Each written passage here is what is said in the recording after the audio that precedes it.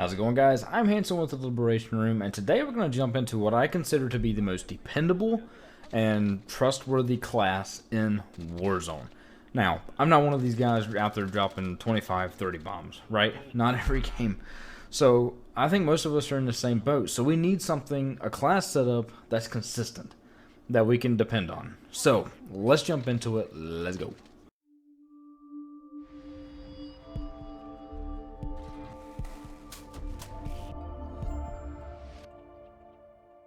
So let's go ahead and jump into what these class setups are. So for the first one, obviously we're going with the Growl. Growl 556. The recoil rate on it is very, very low. And that's what we're looking for, is a very low recoil rate. That makes a easy to fire weapon. Let's go jump over to Gunsmith. Okay, so if you need to, go ahead and pause the screen right here. This is the layout that I do for my Growl. It's very simple. It's easy to figure it out based off of what I've got here. But we're still going to run through everything, and I'm going to kind of tell you the pros and cons to each one of these, even though I know it's laid out. But let's run through it. So when we go for a muzzle attachment, what we're looking for is, if we're in Warzone, we need suppression. And multiplayer is not that big of a deal because the maps are small. But as far as Warzone, people are hunting kills. People are paying attention to mini-maps. So what we're looking for is muzzle suppression. So that drops us down to three options: tactical suppressor, lightweight suppressor, monolithic suppressor. And then it just becomes, obvious. This one just gives you sound suppression, but kills your ADS and ADS speed and aim walking steadiness. This one gives you sound suppression, but reduces your damage range. But this one does reduce your ADS speed, does reduce aim down walk steadiness, but it also gives you damage range, which is something else we're looking for in our assault rifle because we really want to be able to hit those distance shots. So that's why you're going to go with the monolithic suppressor. Jumping over to the barrel. Anyone who's ever used a Growl before knows that this is the one to run. This is the barrel that makes the Growl what it is. This Tempest 26.4 inch Archangel. This one gives you damage range increase, which again is something we need on an assault rifle, bullet velocity, and recoil control. Now, ADS speed drops and movement speed. We're going to address the ADS speed in a second. You can play around with these other ones by all means. Like I said, this one pretty much does the same thing. What I don't like about it though is this one gives you a better sight picture. But, hey, experiment. Play around with it. Let me know in the comments how it goes for you guys. So now we're going to jump over to the elephant in the room. There is no optic. Yeah, so play around with optics if you want. However, if you use the Archangel 26.4 inch Tempest barrel, whatever, it's fantastic. It gives you such a little needle to put on somebody's head. It's a fantastic, just iron sights. They're great. So I'm going to jump over to underbarrel attachments. Now, obviously, as you can see, there is a buttload of them. You could go with any of these foregrips. However, Commando foregrip gives you recoil stabilization and aiming stability. This is what's going to turn your gun into a laser.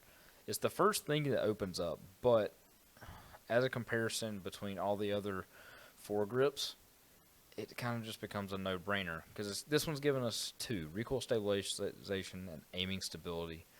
This is giving us recoil control and hipfire accuracy, which multiplayer you're hipfiring a little bit more. Warzone not as much. Warzone you typically have sometimes you have a little bit of information about where the enemy is and things like that, so you're able to, you're not hipfiring as much. So this one kind of goes out the window.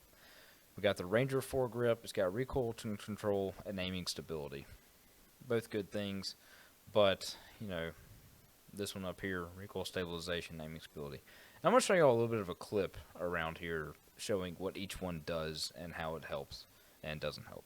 And the last one that you unlock just gives you recoil control with a reduced aim down sight speed. So, in my opinion, Commando foregrip is the way to go. So we're jumping into ammunition. Now, pretty much either one of these, honestly, are going to do you pretty good. 50 round mag or 60 round mag. I wouldn't recommend doing the base. Just because, in Warzone, you got people moving, and those increased rounds are going to give you a longer time to keep shooting at them, keep laying down rounds. It can help with suppression to let your teammates move. More rounds, the better. It's going to reduce your movement speed and aim down sight speed, but it's going to work out. Okay, last but not least, the rear grip. And like I said, here's where we're going to fix that aim walking steadiness and all that stuff. This grip helps out a lot with that. Now, you could do this one here, XRK Void 2. It's an option. However, what it's doing is it's reducing your recoil control that we just worked so hard to pick up by using that Archangel Tempest barrel. So my recommendation is the Cronin Sniper Elite. It has good aiming stability and aim walking steadiness. So that's my layout for the Grau 556. Paint doesn't matter, stickers don't matter, charms don't matter, but that's everything that does matter. So let's jump into the sniper. Alright, so now we're talking about the sniper. Same thing with the Grau. Go ahead and pause right here. If you're just pretty much looking for the attachments and you want to throw them on there and try them out yourself, just pause right here and get what you need and move on. I'm not here to waste your time. But if you kind of want to understand some of the thought process on this stuff, stick around. So, it's kind of going to be a repeat of the Grau as far as the muzzle attachment. This is what we're looking for. It's a sniper. Let's let it do its thing and increase the damage range and suppress that sound because we're in Warzone and people are paying attention to red dots on the map. Simple. Now, barrel, 26.9 inch HDR Pro. These other two are, it's a no-brainer. This one just gives you better recoil control. This one gives you damage range, velocity, so you don't have much of a drop, and recoil control. It's the first barrel you unlock, but it's the GOAT, as they say. So pick up the 26.9 HDR Pro. I'm going to save the optic for last. Let's jump into the stock. This one you can kind of play around with, because honestly, they're not making much of it. Like, you can see the stuff down here as I go down through them. They're not changing much. This one gives you a lot more mobility, but depending on how aggressive you use your sniper, this is going to really depend on player preference. For me, typically my sniper is something I use to kind of pin down enemies to give me room to move up with my Grau. That's a lot of times what I'm using with my sniper. So the FTAC Champion works great for me. Gives me aiming stability and aim walking steadiness, but does reduce my aim walking movement speed. I'm not usually walking with my sniper up. Usually I'm behind cover, peeking around a corner, or something like that. So aim walking movement speed doesn't really kill me much when I'm trying to pick a stock. So FTAC Champion, that's my recommendation. Okay, so here's one that I've bounced back and forth on in my personal loadout. So I'll give y'all both of these. As far as the magazine, recently I've been doing the 9-round mag.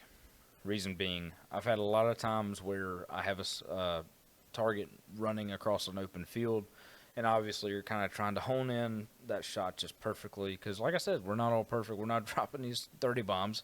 So we're average players just trying to win a game, right? So we're kind of honing in our shots as we go. So going with the 9-round mag, because that reload time is what's going to make a difference between having that out in the open field shot versus having to wait for them to peek a corner. 9-round mags. Now, if you don't want to do that, or 7-round mags, it's going to change the movement speed and mobility and control. But typically for a sniper concern, that's not a big deal. Other option is a perk. Frangible disabling. Bullets slow enemy movement speed and briefly disable tactical sprint when shooting legs. Now, this is one that I have had on before because it slows their movement and briefly disables tactical sprint when shooting legs. How often are we aiming for legs? I had this one on there for a very long time, and there were times where it proved beneficial to me, and that's why I kept it for so long. But Honestly, we're not always trying to shoot legs. We're typically trying to go for center mass or headshots. So I just figured I could use it better somewhere else, which is where my magazines came in. Now, you could use some of these other ones. Focus. It lets you have an extended hold breath, which is good. This is flinch resistance, so if you're being shot at while you're trying to get on that headshot with this guy, that's great. There's a lot of good options. You could even do the wounding effect, frangible wounding. It's another option. Now, the optic. So let's get into the optic for a second. There's not many optics for the HDR. So for a long time, I used, which one was it? Merc Thermal Optic. Reason being is that it did not have an optic glint, but still gave you a pretty good magnification and a thermal. Thermal's really good. But the only reason I jumped away from it is because I tended to see targets so far out that I wasn't going to get a shot on them anyway. So, because I'd be, kind of using the optic to see where people are, and I would see someone so far away that I have zero chance of hitting them. And then I started to realize, you know what? The people that I'm able to get shots on, I could see with another scope that doesn't have this thermal. Also, I don't have to break every single window I see in order to get a shot off. Therefore, jumped over to this guy. 5.5 and 12.6 magnification. Optic glint is visible. Learn to work around it. I highly recommend this scope. I started getting way more kills once I started using this scope. Also, the, if I can show you, hang on. I think it'll be in reticle. It's showing that one. The reticle for this scope isn't the best. I don't like it. It's like a, shoot, I don't like it. I wasn't able to get good, clear headshots. But with this one, I am. I'm able to get very clear, concise headshots with this scope. So that's pretty much it for the HDR. Yes, I named it the Head Popper. I figured that was appropriate. So let's go ahead and move into the lethal, tactical, and perks. So we're going to save perks for last because that kind of lines up as far as how you should lay out all of your loadouts. So let's jump into lethal. I like to use C4 because the C4 is really good because it's a heavy hitter. You can throw it into a room and it's going to hit majority of that room. It's going to cause some damage. Claymores are okay if you're more of a camping sniper. If you like to just kind of hide in a corner, it's really good because you can put them by the doors. Frag, Molotov, cocktail, all of these have their pros and cons. Thermite's good for burns and, more prolonged damage, but C4. Also, C4 can take out a car, can take out a four-wheeler, can take out a truck, take out a helicopter. C4 is all around way better. No matter what class you're running, whether you take all of my advice or none of my advice, go with the C4. It's going to pay dividends. Next up, yes, the tactical heartbeat sensor. A lot of people are going to crap on it. A lot of people say that it's overpowered. A lot of people say it shouldn't be in the game. However, it is in the game, so I'm going to use it. The heartbeat sensor is paramount. It lets you know where people are. Any of these, no, these don't provide near enough information. And in a game like Warzone, information is everything. Stunning someone is great. Flashing someone is great. The snapshot kind of works. I don't have much luck with them. If you've learned the secret to a snapshot grenade, let me know in the comments. But the heartbeat sensor is the way to go. It gives you information. It's easy. The last thing we're going to talk about is the perks. Now, you're going to have 3 perks. The first perk should be cold-blooded. Cold-blooded, as it says here, makes you undetectable by AI targeting system and thermal optics. You can still be seen through a thermal optic. It doesn't make you invisible, but it doesn't make you glow white. I'm sure you've seen through a thermal optic, and you know what I'm talking about. And you don't trigger high alert warning, which, I don't know. Some people use it. I have used it. Let's see. Which one is here? Here it is. Your vision pulses when enemies outside of your view can see you. It like flashes yellow off to the side when someone sees you. So, yeah, cold-blooded is the way to go here. There are some other options. I've used kill chain before, which is actually pretty nice because you pretty much get a UAV or a cluster or precision in every box you open, which honestly does come in pretty handy because you can just start throwing UAVs on top of UAVs, just throwing clusters in random directions because you got so many of them. Honestly, kill chain is a good secondary option, but I like to jump with cold-blooded. Perk number 2. Here we got Restock, Hardline, Overkill, High Alert, Ghost, and Point Man. Now, a lot of people would say jump into Ghost. We're going to get into that in a second. For this class, for your first class you're building, pick Overkill. That's going to give you your Growl and your Sniper. But we're going to talk about how you can get the Growl, your HDR, and Ghost together. We're going to talk about that in a second. So you get Overkill, lets you carry 2 primary weapons. Perk number 3. This one's up for debate. Honestly, any of these are pretty good. I've used Tracker before. Spotter, not so much. It lets you see some stuff, which is pretty cool. But, I mean, use your eyes and you can see most of these anyway before they're going to blow you up. Tune-up reduces the charge time of field upgrades by 40%. Warzone only reduce revive time by 25%. I've used it before. Shrapnel, spawn it with an extra piece of lethal equipment. That's actually a pretty good one. That would honestly be my secondary. But I like Amped because our mobility is kind of kicked on the HDR. It's good to have that faster weapon swap because it gets you moving around a lot quicker. Makes you more effective as a aggressive sniper. All right, so now we're going to talk about your loadouts and how they need to be laid out so that you can get both of your weapons with Ghost. What I have laid out here is all of my loadouts. I have Growl Sniper 1 and Growl Sniper 2.